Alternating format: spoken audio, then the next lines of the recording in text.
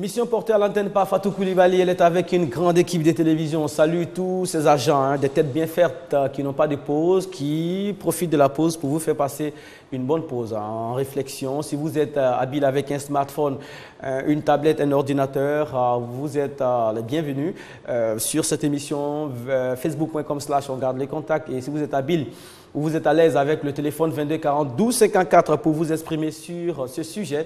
Et les images sont l'affaire d'un duo, Monsieur Francky et Soro Lidi. Voilà, on est prêt à faire feu de tout bois. Cette émission est en direct et elle est interactive. Monsieur Seydina Chérif Ahmed, bonjour. Bonjour Mohamed. Merci d'être avec nous, Seydina. Vous êtes un panafricaniste avéré. Vous êtes vraiment un fervent défenseur du continent africain et de ses vérités. Vous êtes auteur d'une œuvre baptisée La dictature culturelle, une œuvre dont on dit beaucoup de bien aujourd'hui dans le milieu des défenseurs du continent africain.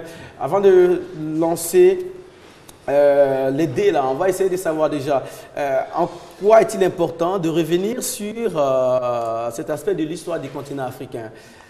Oui, parce qu'il y a deux choses. La première des choses, c'est que certains Africains pensent que sans l'arrivée des Occidentaux, l'Afrique était dans la barbarie et dans la sauvagerie.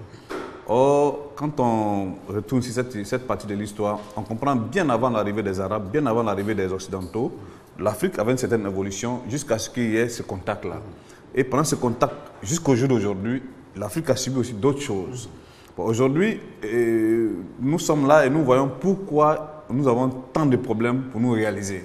Nous voyons pourquoi nous n'arrivons pas à cerner réellement nos réalités, nous n'arrivons pas à cerner vraiment nos cultures pour pouvoir aller de l'avant. C'est pour ça que c'est très important de connaître l'histoire. Ouais. Parce que comme je le dis, l'histoire permet à chaque peuple de connaître son parcours, de connaître ses faiblesses, de connaître ses atouts, et ça lui permet de bien aménager son présent et puis se projeter véritablement dans son futur. Lorsqu'on entend les Africains parler d'esclavage et de colonisation, on a l'impression qu'ils ont été les seuls à être colonisés. Or, le mot esclave dérive même du mot slave, l'esclave en Europe. Donc, ça n'a pas commencé par nous. Bien avant, nous, il y a eu de l'esclavage. Certains peuples ont souffert des conséquences néfastes de l'esclavage. Un peu partout dans le monde, les Européens ont capturé et vendu leurs congénères aux Arabes entre le 8e et le 18e siècle. Ouais. Les Français se sont massivement vendus aux Allemands à un certain moment et tout ça.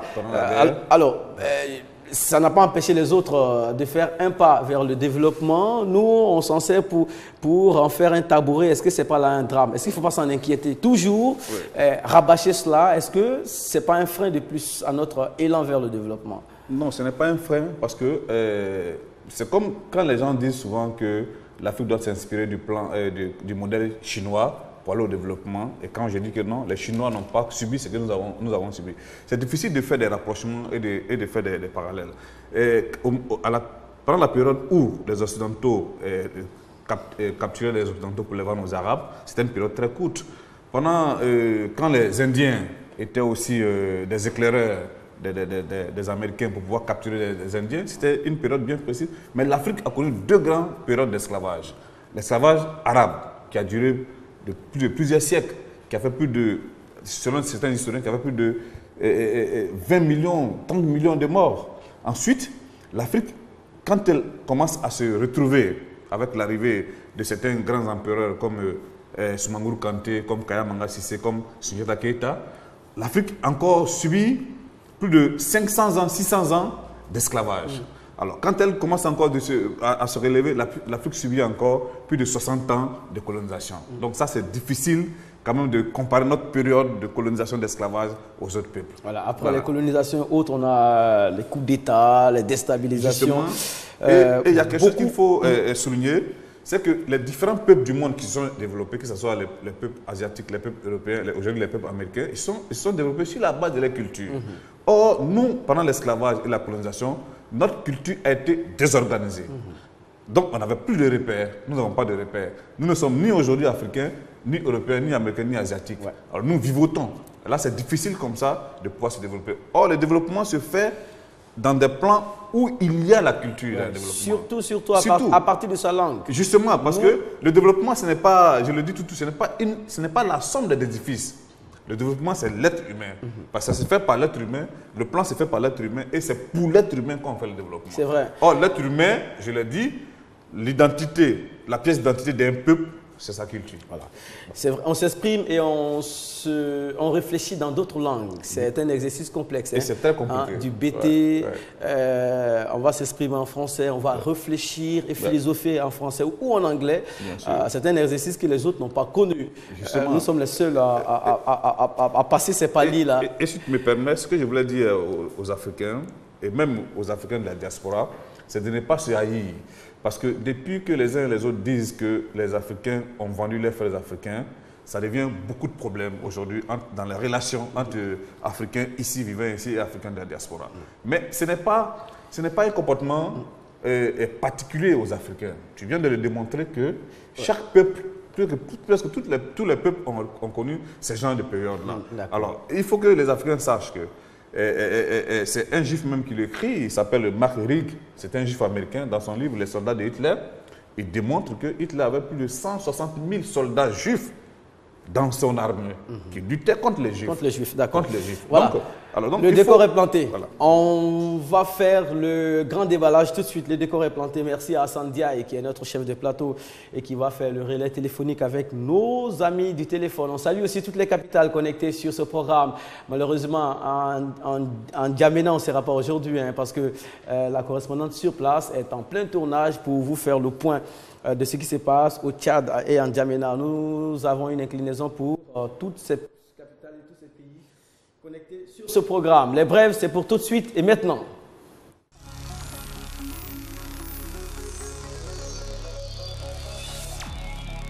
Voilà, tous les lundis, on vous présente tout ce qui a fait bouger, le week-end. Et on va s'arrêter sur cette opération de Radio Côte d'Ivoire, baptisée Bon Dessert, un nouveau programme destiné aux artistes en herbe. Serge Esso a désormais une opération qui permettra à ces artistes-là de faire montre de leur talent. On y va ensuite. Une autre approche. Mesdames et messieurs, bonjour, merci de nous rejoindre. Vous suivez l'émission Bon Dessert, l'émission musicale des artistes débutants.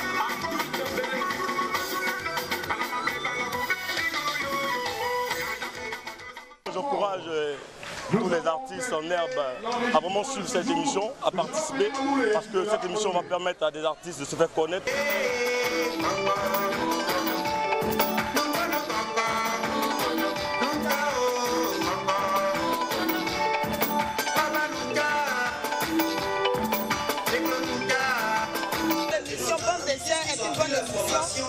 Ça permet aux artistes de se faire connaître dans le monde et sur le territoire ivoirien. Et je pense bien aussi que ces artistes ont des talents, ils ont vraiment besoin que les Ivoiriens les aident pour égayer la population.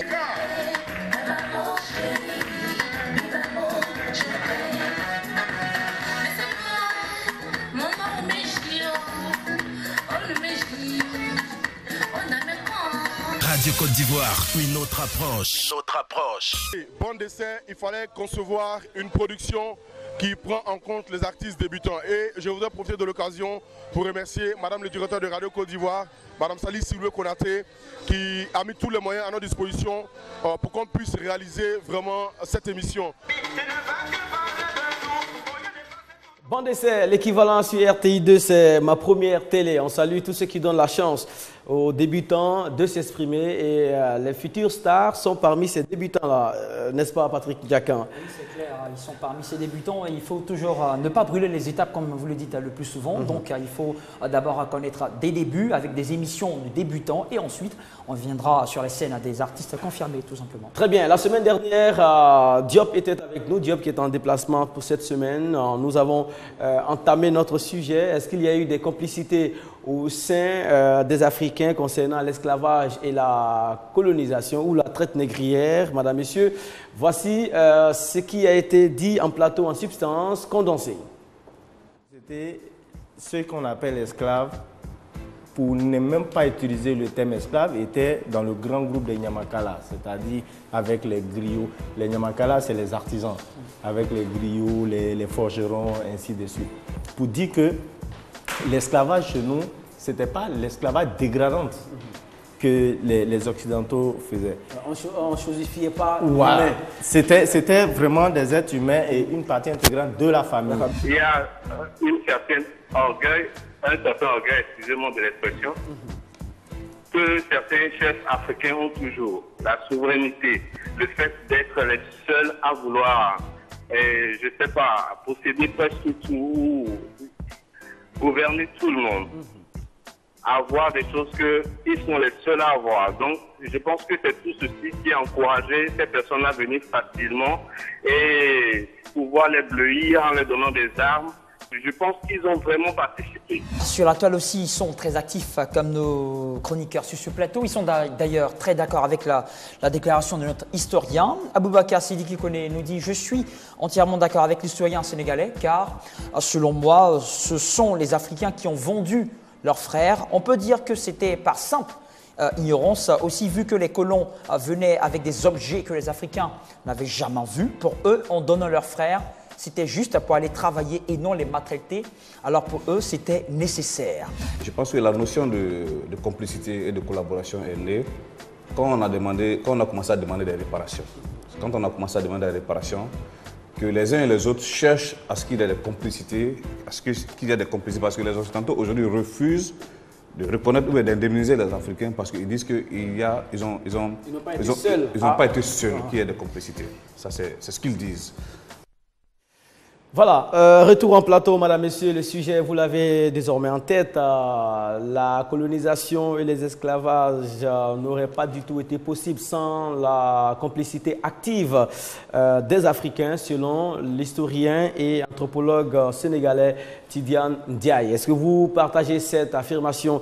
Avez-vous des avis contraires et des preuves qui vont avec? 22 42 54, facebook.com/on garde le contact. Patrick, bien avant de passer la parole à tous les acteurs de cette émission, internautes, téléspectateurs via le téléphone et chroniqueurs et invités en plateau, vous avez un tampon qui va nous permettre de comprendre certaines notions, surtout dans le champ lexical de l'esclavage et de la colonisation. Voilà, mais je viens juste pour étayer vos propos en début d'émission. Et si l'esclavage n'était pas seulement qu'africain? Parce que finalement, on va se rendre compte que cet esclavage concerne tout le monde, chaque peuple, chaque civilisation à un moment donné, son histoire a vécu l'esclavage. Voici un document qui va vous permettre de savoir un peu plus. Regardez. Qu'est-ce que c'est? Ça peut paraître idiot, mais c'est important de poser une définition. C'est le fait pour un groupe social d'être soumis à un régime économique et politique qui le prive de toute liberté et le contraint à exercer les fonctions économiques les plus pénibles, sans autre contrepartie que le logement et la nourriture. J'apporterai une petite nuance personnelle à cette définition. En effet, si on peut caractériser un esclave par le fait qu'on lui procure un logement et un peu de nourriture contre du travail, on peut très bien le payer. 10 centimes par mois, c'est que dalle, mais pour moi, ça en fera toujours un esclave. L'esclavagisme, c'est donc le système social qui repose sur cette notion d'esclavage. Et c'est principalement ce que nous allons voir aujourd'hui. Quoi qu'il en soit, gardez à l'esprit que la définition d'esclave est assez large, et qu'à travers l'histoire et le monde, leur condition a pu être totalement différente.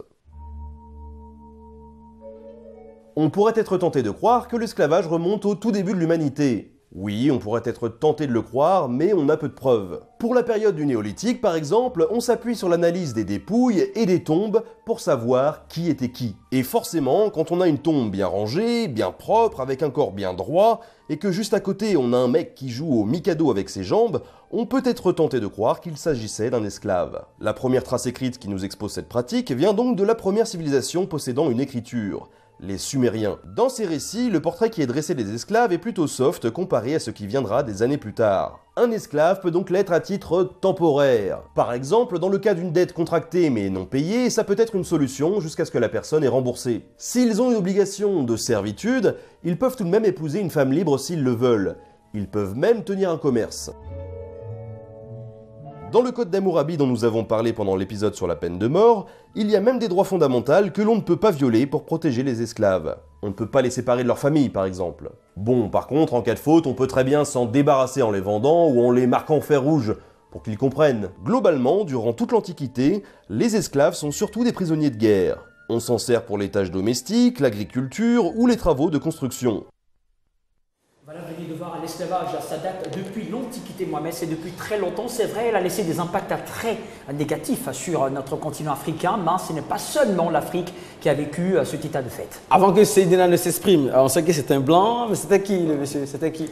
C'était un historien qui a mené des enquêtes depuis l'Antiquité, je veux dire depuis la date du commencement de l'esclavage. Et ceci a commencé depuis l'arrivée, avant l'arrivée de Jésus-Christ, jusqu'après, pour montrer que l'esclavage, ça ne date pas seulement de la date des Africains. Mais avec lui, on sent que ce n'était pas 100% contraignant. Il y avait des droits, les esclaves avaient des droits. Oui, et surtout la dernière partie qui vient d'expliquer, c'est ce qui existait en Afrique ici. C'est ce que je voulais faire comprendre quand les gens ont dit que l'esclavage aussi, les Africains faisaient l'esclavage. Non, les Africains ne pratiquent pas l'esclavage tel que ça a été fait par les Arabes, tel que ça a été fait par les Européens. C'est ce que le monsieur vient d'expliquer tout à l'heure. Et même, c'était quoi la différence? Oui. J'ai un document, l'histoire de l'Afrique occidentale de Sekene Modi Sissoko, qui dit en Afrique, du côté africain, l'esclavage était admis dans les mœurs. Mais cependant, il dit l'esclave était un membre de droit de la communauté. Et il avait souvent des droits et des avantages que n'avaient pas les autres membres de la communauté. L'esclavage était tempéré par le sens humanitaire et communautaire de nos sociétés. La traite changea de nature. Hein? La traite changea de nature de l'esclavage. La traite changea la nature de l'esclavage et dépeupla le continent. C'est quand les autres envoyaient maintenant leur barbarie dans la chose. C'est pour ça qu'il a dit que le mot esclavage n'était pas, c'était pas le mot qui était approprié. À l'époque, qui était esclave? C'était les captifs, les prisonniers de guerre? Justement, les prisonniers de guerre, des gens qui avaient des dettes à payer. Où on pouvait naître esclave, par exemple?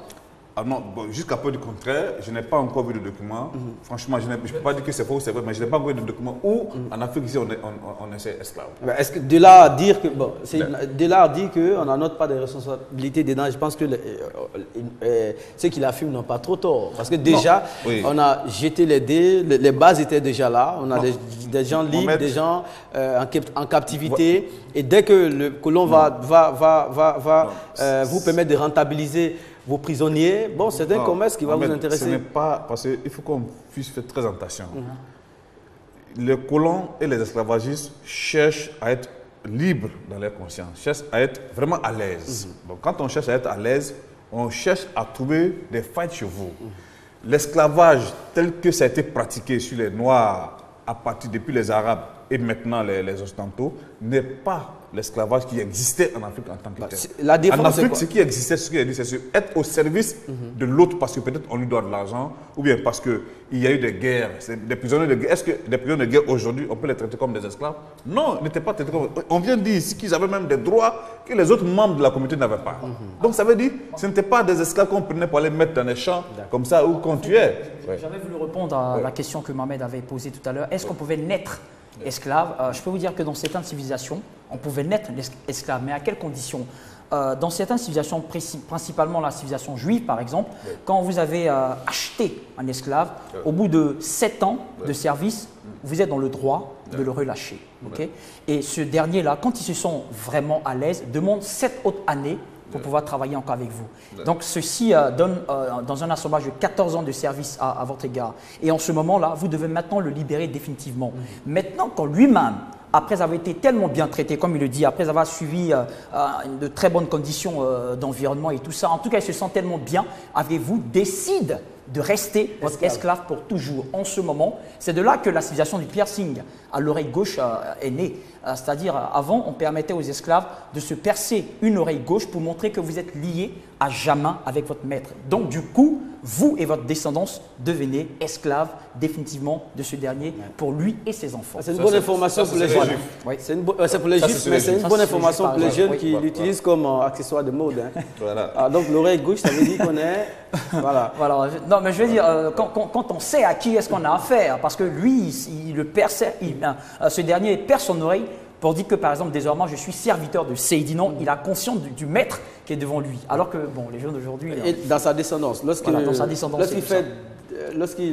a des enfants, Donc, du coup, à leur naissance, ils deviennent tout de suite les esclaves des enfants de son maître. Seydina, bien avant de permettre aux téléspectateurs de réagir, la différence que vous pouvez faire entre l'esclavage pratiqué bien avant la traite négrière et l'esclavage pratiqué derrière, avec la traite négrière. Et si on veut peut-être, je veux dire, actualiser le mot qui existait en Afrique, c'était le domestique. Voilà, le mot approprié, c'est domestique, mais pas esclave, tel que c'est utilisé aujourd'hui. Pas esclave, c'était le domestique. C'était des gens qui étaient, on dit, voilà, c'est écrit ici noir sur blanc, faisaient des tâches domestiques. Et il était, voilà, esclave était un membre de droit de la communauté et avait souvent des droits et des avantages que n'avaient pas les autres membres de la communauté. Très bien. Voilà.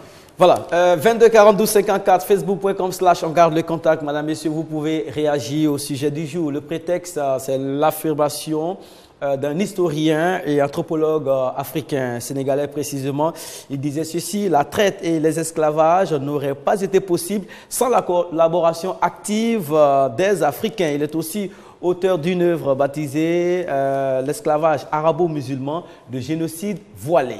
Madame, messieurs, on est prêts? On démarre.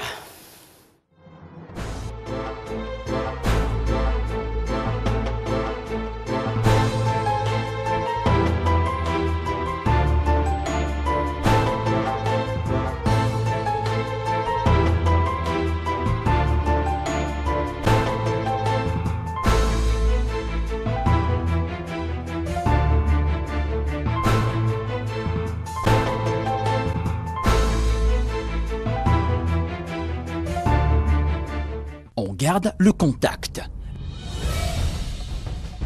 Lundi. Esclavage et traite négrière. Les colons ont-ils bénéficié d'appui de complices africains?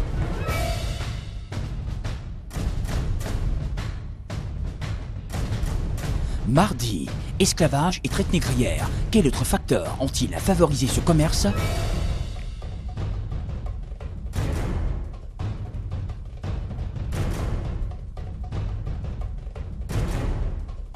Mercredi, à la découverte de l'éducation artistique.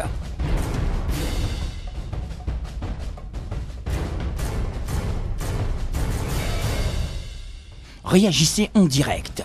On garde le contact sur RTI2. Vous avez enfin la parole. Merci d'être avec nous. Cette émission est en direct et elle est interactive. Elle a une tonalité continentale. 22 42 54, facebook.com/on garde le contact, plus 225 22 42 54. Alors, êtes-vous d'accord que des Africains, des souverains africains ont été complices dans l'esclavage et la traite négrière avec les conséquences qui en ont découlé? Madame, Messieurs, rejoignez-nous et bâtissons quelque chose de potable et de positif. Aujourd'hui, rendons les choses claires parce que l'ignorance coûte cher et très cher. Notre auteur sait de quoi il parle. Il cite nommément des royaumes tels le royaume Ashanti, le royaume d'Abomey qui sont les actuels Ghana et Bénin. Il cite nommément qu'il s'agit de royaumes qui ont été enrichis grâce à l'esclavage, grâce à la vente d'esclaves et d'esclaves noirs. Bien, je pense qu'il y a d'autres historiens aussi, parce que c'est ce qui fait la beauté de l'histoire. Il y a d'autres historiens aussi qui ont démontré par A plus X que l'Empire du Ghana, parce que l'Empire du Ghana, même les Ashanti, étaient riches en or, étaient très riches en or. Alors donc, ce n'est pas forcément l'esclavage qui a fait quand même la richesse en or de ce peuple Ashanti-là. Mais je respecte ce qu'il dit parce que c'est quand même un intellectuel. Mais en même temps, il reconnaît, lui aussi, il reconnaît qu'il y a eu des désordres sur le plan civilisationnel, sur le plan traditionnel, qu'il y a eu des désordres. Ceux qui sont les étrangers ont envoyé du désordre et en même temps, il faut qu'on ait le courage de dire certaines choses. C'est vrai que certains Africains ont été des complices, des esclavagistes, c'est vrai, on le reconnaît, mais ces Africains, c'est ce qu'il a dit la dernière fois, ils avaient quel esprit, ils avaient quelle mentalité à cette époque-là. Parce que, je vais prendre un exemple. Allons-y. Oui, je vais prendre un exemple. Si vous n'apprenez la personne qui est en ligne. Voilà, nous allons au Togo retrouver Jeanne Koulibaly. Elle est à Lomé précisément. Bonjour Jeanne, bienvenue sur RTI2. Bonjour, bienvenue. Bonjour, c'est Rennes. Merci, vous êtes en direct. Je suis burkinabé, mais présentement je suis à Lomé. Alors, je vais être assez bref parce que le réseau n'est pas bien. Voilà, je pense que nous les Africains, nous avons une part de responsabilité. Parce qu'il faut remarquer, même pas aux anciens temps, même présentement d'abord, quand tu vas au village, que sa fille, sans dire un tel gars et des femmes restent avec elle, prend la comme son enfant. Je pense que beaucoup de personnes dans cette situation. Quand on est en ville, on va chercher 2 ou 3 enfants au village qui viennent rester, qui grandissent. Et c'est comme ça. Je pense que c'est du donner. On ne donne pas un être humain comme ça. Et si présentement au XXIe siècle, c'est toujours comme ça, c'est qu'aux anciens temps, c'était fini. Le chef du village, quand les Blancs arrivent, il n'a pas l'habitude de voir des Blancs. Dès qu'il reçoit un petit cadeau, il se permet de prendre des braves amis pour les donner. C'est un don ou c'est un cadeau chez lui. Et la population est d'accord. D'accord. Ça, doucement, ça... D'accord. Parce que les Blancs vont commencer maintenant à imposer leur choix par rapport au cadeau qu'on les offre, tout ça. Et jusqu'à ce que maintenant, on oblige le chef maintenant à donner. Les Africains, il faut accepter, nous avons une part de responsabilité. Les Africains ont une part de responsabilité. Les Blancs ne peuvent pas descendre comme ça et puis partent obligatoirement, voilà, prendre les bras, va dire comme ça. C'est parti d'un début. Tout à fait. Tout à fait. C'est parti d'un début. Merci. Quand tu n'as jamais vu quelque chose et que la personne s'approche de toi, tu apprécies la personne, tu commences à offrir, on te donne et tu donnes en retour. Et nous, qu'est-ce qu'on nous a amené en ce temps? D'accord. Merci beaucoup, Jeanne. L'être humain, même l'Africain jusqu'au... Merci, Jeanne. Depuis Lomé au Togo, Seydina, elle a les arguments solides. Hein. Nous avons notre part des responsabilités, même au XXIe siècle, ça se fait.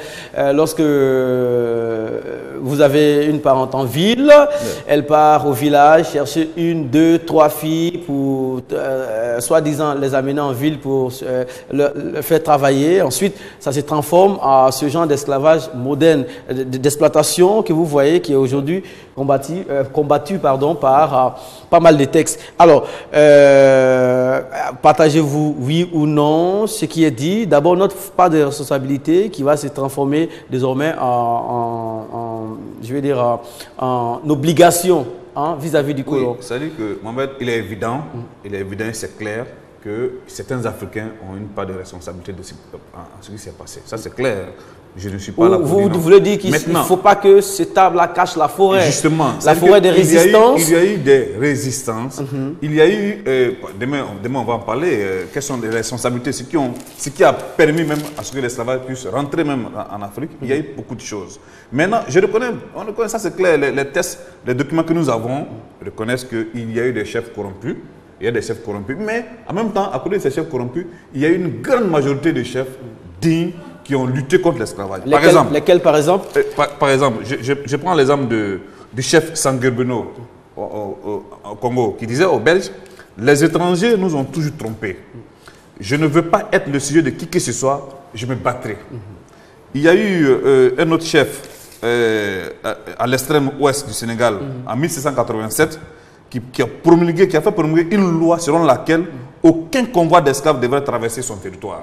Donc, il y a eu des chefs qui ont lutté. C'est vrai que d'autres ont été corrompus. Et puis, il y a un problème, il faut qu'on puisse le dire. Toujours c'est dans mon livre d'histoire ici.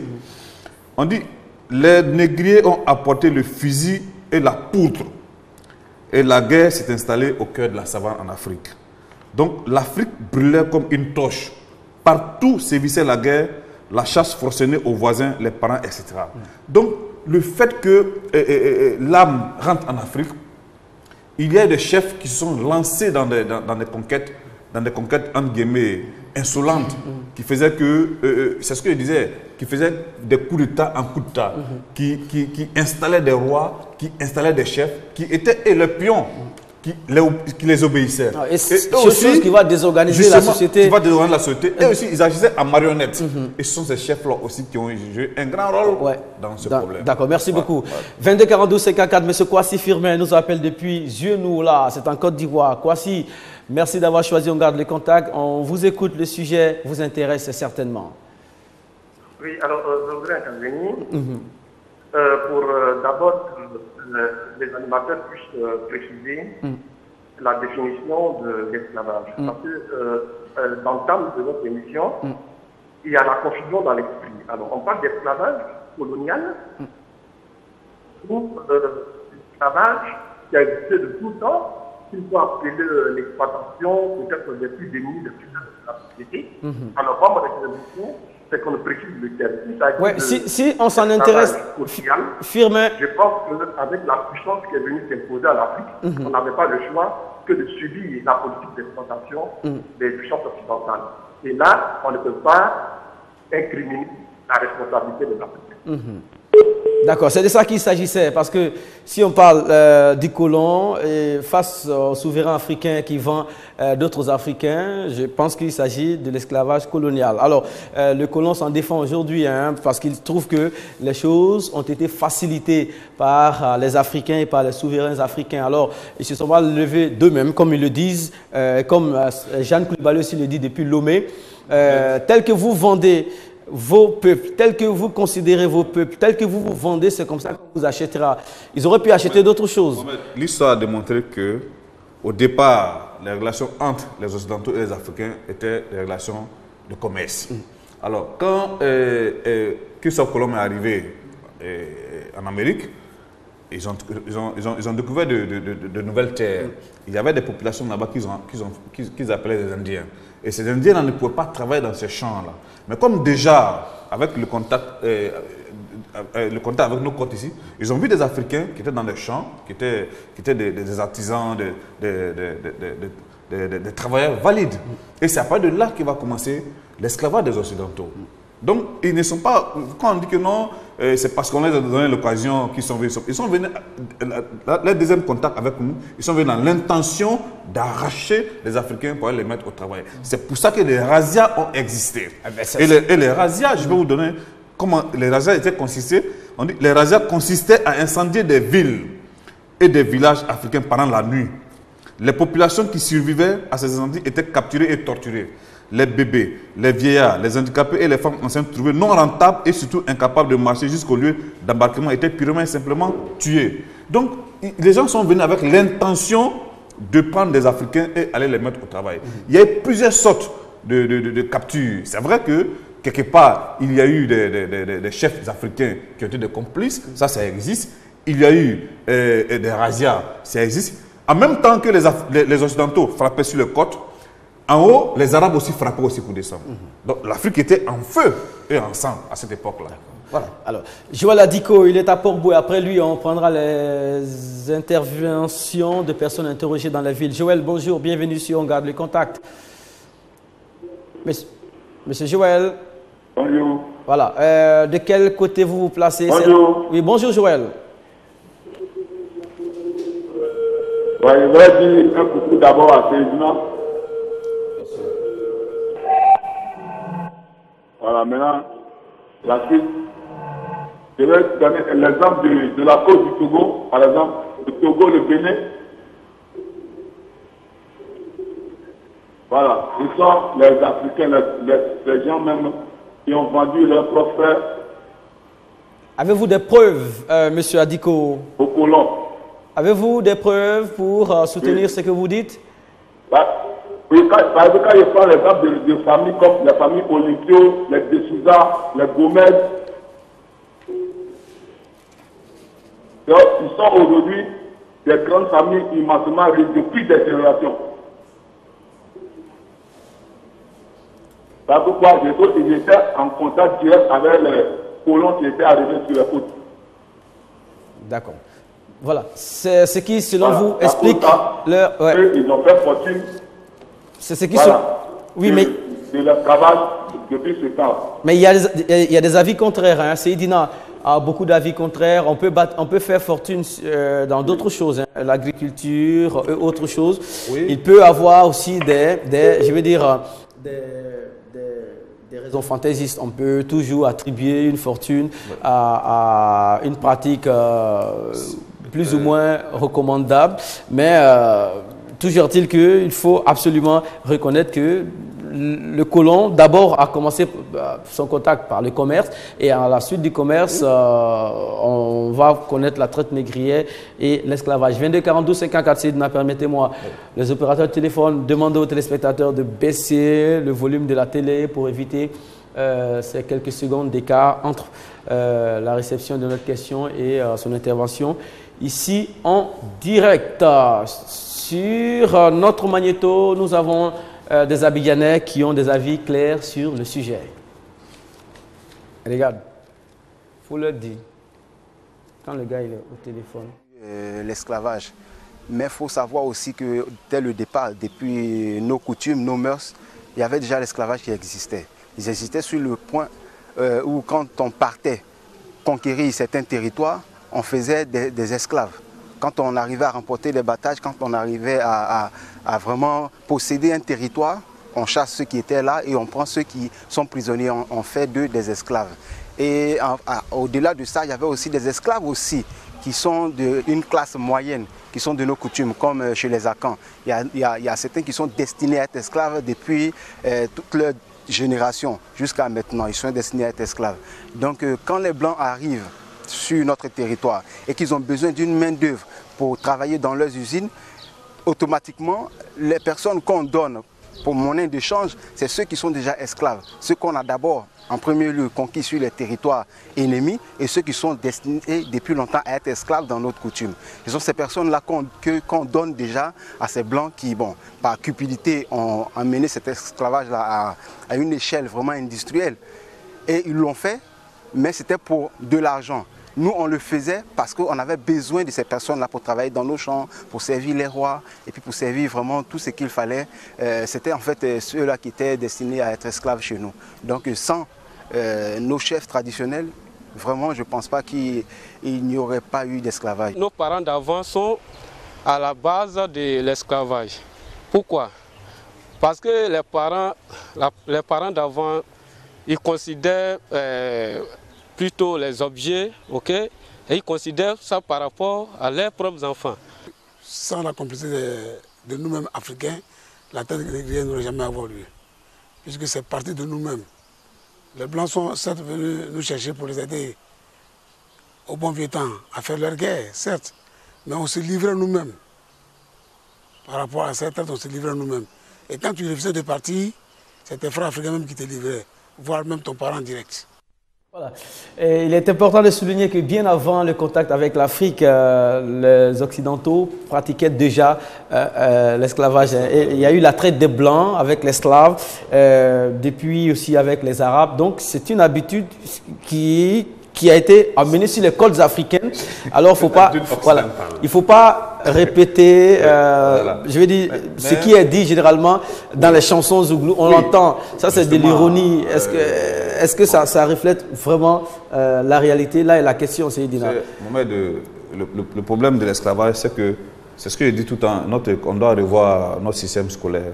Parce que tout ce que les uns et les autres sont en train de dire, selon vous, justement, ils ont appris ça à l'école, Non, mais sur des chansons aussi, ils font leur propre recherche. Oui, mais ceux qui chantent aussi, je pense que c'est inspiré de certaines choses. Mais ce que je voulais faire comprendre aux uns et aux autres, c'est qu'il y a eu plusieurs sortes de capture. Il y a eu plusieurs méthodes de capture. Parce que ceux qui sont venus pour nous capturer, avaient vraiment l'ambition, avaient les techniques. Ils voulaient vraiment nous capturer. Et je vais donner un exemple ici. Dans ce livre-là, Les peuples noirs. Les peuples noirs, à la page 79, c'est pourquoi je parle de l'alcool. Quand je dis aux Africains de se méfier de l'alcool, on dit ici, des Européens offraient aux Noirs de l'alcool et profitaient de leur état d'ivresse pour les obliger à les suivre. En un mot, on les rend ivres d'alcool, donc ça modifie leur sens. Justement, et ils ont une vision déformée de la réalité. Est-ce que vous comprenez? Ils peuvent c'est dans ce livre, ce livre, Les peuples noirs. Les Européens offraient de l'alcool aux Africains et ils profitaient de leur état d'ivresse hein, pour les obliger à les suivre. Donc il y a eu plusieurs méthodes. Oui. Moi j'ai des questions. Est-ce que c'est pas ce qui explique aussi l'amour des ancêtres pour les liqueurs fortes? Parce que vous savez, dans certains peuples à Caen par exemple, quand on veut s'adresser aux esprits, c'est justement de l'alcool qu'on leur donne pour accepter certaines doléances. Alors moi je reviens sur un autre état de fait. Avant qu'il y ait cet alcool-là, je pense qu'on avait de l'alcool aussi chez nous. D'accord. De là boire jusqu'à être en état d'ivresse pour faire un choix pas forcément intéressant. Dans les conséquences, ils payent jusqu'à aujourd'hui. Je l'ai dit plusieurs fois ici, je dis tout ça, je appelle aux Africains de se méfier de l'alcool. Très bien. L'alcool aussi nous a... Pas seulement l'alcool, la drogue, tout ce qui modifie le sens. Justement, ça c'est Grand Laou, excusez, Grand Laou est en ligne, hein. Monsieur Kwasi est là. Kwasi, bonjour, vous serez le dernier certainement à intervenir par voie téléphonique aujourd'hui. Kwasi, bonjour. Allô? Monsieur Kwasi. Oui, bonjour. Voilà, merci d'être avec nous. Pardonnez-moi. Oui. On vous écoute alors, allons-y. D'accord. Mon avis est que il n'y a aucune responsabilité des Africains dans la traite négrière. Très bien. Voyez-vous, M. Mohamed, M. Mohamed, oui. Aujourd'hui, on nous paye notre cacao à combien? À 700 francs le kilo. Et avec le kilo, on peut sortir 200 cuillerées de café, 200 cuillerées de poudre de cacao. Et chaque cuillerée de poudre de cacao est vendue à 700 francs. 700 multiplié par 200, ça fait quoi? Nous sommes esclaves, même aujourd'hui. Est-ce qu'il y a quelqu'un qui va refuser de vendre son cacao? Sachant que c'est vendu, on achète à 700 francs, ça va vendre ça à 200 francs et à 200 fois plus. Une puissance étrangère vient chez vous en Afrique avec des canons, des fusils, pour venir prendre des esclaves, des bras valides. Et vous dites que non, on va s'opposer, on va faire ceci, mais est-ce qu'on vous liquide tous? Non, moi je pense même que ceux qui ont collaboré ont sauvé des vies humaines. C'est comme ça qu'il faut voir le pouvoir. Laissons de voir, avant l'Afrique, il y avait des esclaves. Dans chaque partie de la terre, il y a eu des esclaves. Lisez de la Bible, lisez l'histoire du Saint-Coran. Partout, il y a eu des esclaves. Et donc, nous n'allons pas sur ces petits détails-là. Une puissance oppressive, une puissance est venue pour nous commander à prendre les mains valides avec des canons et des fusils. C'est de ça qu'il s'agit ici. Comme aujourd'hui, on nous achète toujours notre cacao du moins à 700 francs, pour les multiplier ça à 200 fois plus. Mon intervention s'arrête là. Merci Kwasi. Merci, merci. Les images sont bien choisies et ces images-là parlent. Patrick, on sera sur la toile tout de suite avec vous, mais je souhaitais relever certaines choses. Dans le champ lexical ou dans la terminologie, il y a des mots qui déjà font asseoir l'Africain. Lorsqu'on désigne un pays occidental, on l'appelle puissance, comme on appellerait un président excellence. Déjà, vous êtes à genoux. C'est-à-dire que c'est ce que j'ai dit la dernière fois, pays pauvres, très endettés, pays en voie de développement, pays sous-développés, etc. C'est pour ça que notre esprit... Déjà, on est à genoux à l'évocation du nom. On dit une puissance occidentale face à vous, donc vous êtes déjà petit. Ce n'est pas parce qu'il y a beaucoup d'immeubles dans tel pays que le pays est développé. Le développement, c'est l'être humain. C'est l'être humain, c'est la stabilité morale, la stabilité spirituelle et autres. Quand on voit des hommes en train de se marier, vous pensez que ça c'est le développement? Il n'y a pas de développement. Il y a un problème. Parce que sur le plan spirituel, sur le plan moral, c'est de l'instabilité ça. Or, le développement, c'est la stabilité de l'homme, de l'être humain. Non, mental, spirituel, comme moral. D'accord. C'est ça qui est le développement. Merci. Patrick, on ira sur la toile. Madame, Messieurs, le prétexte que nous avons trouvé aujourd'hui, c'est l'affirmation de l'historien et anthropologue sénégalais Tidiane Diaye qui affirmait que sans la complicité active des Africains, les traites et l'esclavage n'auraient pas du tout eu lieu. Est-ce que vous partagez cette affirmation? 22 42 54 pour ceux qui appellent du territoire ivoirien et plus 225 pour ceux qui appellent de l'étranger, facebook.com/on garde les contacts pour ceux et celles qui se sentent habiles avec un smartphone, une tablette ou un ordinateur. Il est à souligner que il y a eu des complicités un peu partout. Partout où il y a eu des traites d'êtres humains, il y a eu des complicités, mais certains sont indemnisés. Mais c'est dans le cas de l'Afrique seulement que les complicités posent problème. Oui. Ça aussi, c'est une autre paire de manches. Parce qu'il faut que les Africains soient soudés. Il faut qu'on soit soudés. Sinon, quand aujourd'hui l'Allemagne reconnaît qu'elle a une dette indélébile vis-à-vis des Juifs, mais en même temps, dans l'armée de Hitler, il y avait plus de 160 000 soldats juifs. Mais là, on ne parle pas de complicité qui va annuler, je veux dire, les indemnisations. C'était un juif, c'est lui qui a créé le gaz qu'ils ont pris pour tuer les juifs. Mais il n'y a pas de complicité, on paye. Je voudrais dire un truc, Mohamed. J'ai un témoignage de ce Vigne Docton dans la gloire du sable. Il a été témoin oculaire des razzias ici en Afrique.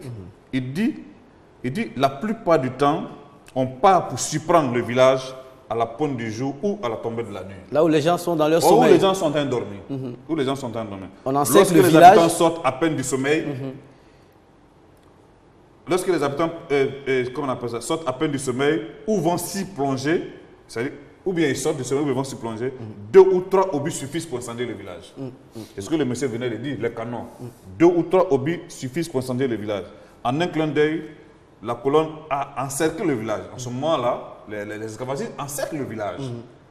Est-ce qu'ici, dans ça, on peut parler de complicité ici? C'est compliqué. C'est compliqué. Là, c'est vraiment compliqué. S'il y a complicité des Africains, c'est que c'est 0,1%. Merci. Voilà. On marque le tampon, Patrick. On sera à vous tout de suite.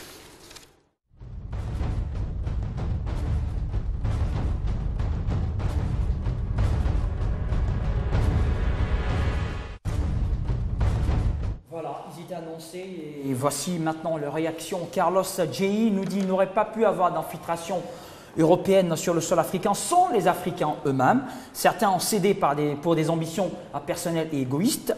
Aussi, tous les malheurs de l'Afrique ne viennent pas exclusivement de l'Europe. L'Afrique doit se développer en tenant compte de ses valeurs telles que la solidarité, l'hospitalité. Les Africains doivent travailler sur une matière, c'est la mentalité. Nous avons la réaction de M. Alex Hello qui est vraiment en soutien par rapport à M. Seydina. Il nous dit un esclave est un serviteur, mais un serviteur n'est pas un esclave, et à ne pas confondre à ces deux notions de choses, car avant l'arrivée des colons, les Africains s'appelaient les serviteurs des ouvriers de la plus petite classe, et ces ouvriers avaient au moins le minimum de respect. Mais par contre, un esclave est une personne considérée comme plus qu'un animal qui doit être soumis à toutes sortes de traitements les plus minables qui soient. Je vais aller un peu plus haut, moi, mais si vous me permettez. Voici une réaction qui vient d'arriver. Il est très pointu. Il s'appelle M. Edmond Akoussa. Il nous dit, pour ma part, je ne pense pas que cela soit vrai. Lorsque Tidiane Ndiaye affirme que certains monarques africains se sont fait complices des colons, il devrait plutôt dire que certains monarques africains ont été manipulés par les colons lorsque ces colons leur ont présenté des gadgets pour ensommeiller leur conscience et leur ont présenté une saveur, entre parenthèses, il nous dit Jésus, qui a la peau blanche, afin de leur faire croire que le colon blanc était supérieur à eux. Nos parents n'ont pas été complices des colons, ils ont juste été manipulés. Merci beaucoup. Et il y a eu aussi des monarques placés par le colon. Ces monarques-là devaient répéter et exécuter les volontés du colon. Merci beaucoup. Actualité oblige, du 10 mai au 10 juin, madame, monsieur, l'association des Antilles et Guyane de Côte d'Ivoire organise des journées mémoire sur le thème la traite négrière d'Afrique et aux Antilles et en Guyane française. Voilà. C'est d'actualité, madame, monsieur. Vous pouvez, un mois durant, aller vous informer sur place. Vous aurez d'autres informations aussi, d'autres repères pour vous situer concernant l'esclavage, la traite négrière et la colonisation du continent africain. Demain, on va s'intéresser à d'autres raisons qui ont fait que les verrous ont sauté parce que c'était des relations qui se faisaient sur le plan commercial et ensuite de la côte, le colon va rentrer sur le continent. Comment est-ce que son entrée sera facilitée au point de nous asservir, de nous transformer en esclavage? Demain, on aura d'autres raisons. Merci beaucoup à Seydina. Merci, Mohamed. Merci à Patrick, merci à Sorolidi, à Franck, à Hassan Diaye et tous ceux qui ont bossé sur ce programme. Merci à Fassou Koulibaly. Nos programmes se poursuivent à demain 13h15.